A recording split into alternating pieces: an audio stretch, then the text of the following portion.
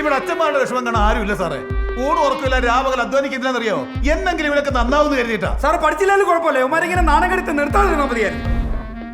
Sir ഇവന്മാരുടെ ഏറ്റവും വലിയ ശത്രു ഇപ്പം ഞങ്ങളാ. ഒന്ന് പഠിക്കാനേ പറഞ്ഞോളൂ, അതുപോലും ചെയ്യാൻ പറ്റില്ലെന്ന് പറഞ്ഞാ. സാറേ ഇവിടെ ഒരാൾക്ക് ഞങ്ങൾ പിള്ളേരെ മനസ്സിലാകുന്നില്ല. 24 മണിക്കൂർ പഠിക്കാൻ കഴിവില്ലാത്തവർക്കൊന്നും ഇവിടെ ജീവിക്കണ്ടേ? എപ്പോ നോക്കിയാലും എല്ലാത്തിനും ഞങ്ങളാണ് കുറ്റക്കാര്. ബാക്ക് ബെഞ്ചർ ആവുന്നത് ഇവിടെ ആരും കോളേജിൽ പോകുന്നില്ല. ഭാവിയെ കുറിച്ചുള്ള നിങ്ങളുടെ മുടിഞ്ഞ പ്രശ്നക്കാരോട് ഞങ്ങൾ എല്ലാം ബാക്കിലായി പോണത്. അതുകൊണ്ട് നമ്മൾ വിചാരിക്കും നമ്മളെക്കാളും ബെറ്റർ നമ്മളെ മുന്നിലിരിക്കുന്ന മിഡിൽ ബെറ്റേഴ്സ് എന്ന്. അവന്മാരുടെ അവസ്ഥ നമുക്ക് മാത്രം അറിയാവും. അതെ, അവന്മാർ ഒന്നും ബാക്കി പോകും. ആഞ്ഞു പഠിച്ചാൽ അവർ മുന്നിൽ എത്തുകയില്ല.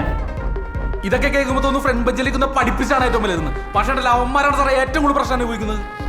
ഓരോ തവണ ഫസ്റ്റ് പഠിച്ചിട്ട് വരുമ്പോഴല്ലോ ഈ വീട്ടുകാർ വിചാരിക്കണം എന്താണെന്നറിയോ? യൂണിവേഴ്സിറ്റി ഫസ്റ്റ് ആക്കാന്നാണ്. അപ്പൊ അവളെ കഷ്ടപ്പെടുകയാണ്. ഈ പ്രശ്നം കാരണമാണ് പലതവണ വീട്ടിൽ നിന്ന് ഇറങ്ങിപ്പോയാലും ചാവാനൊക്കെ എനിക്ക് തോന്നിയിട്ടുള്ളത്. അന്ന് ഞാനിങ്ങനെ ചെയ്തിരുന്നെങ്കിലോ എനിക്ക് എന്നെ തന്നേക്കും പോയാലും. നിന്റെയൊക്കെ കോപ്പറേറ്റ് ടെൻഷൻ പ്രശ്നം തീർക്കാൻ വേണ്ടിയിട്ട് സാറേ ഞാൻ ഈ കഷ്ടപ്പെട്ട് വർക്ക് ചെയ്ത് മുഴുവൻ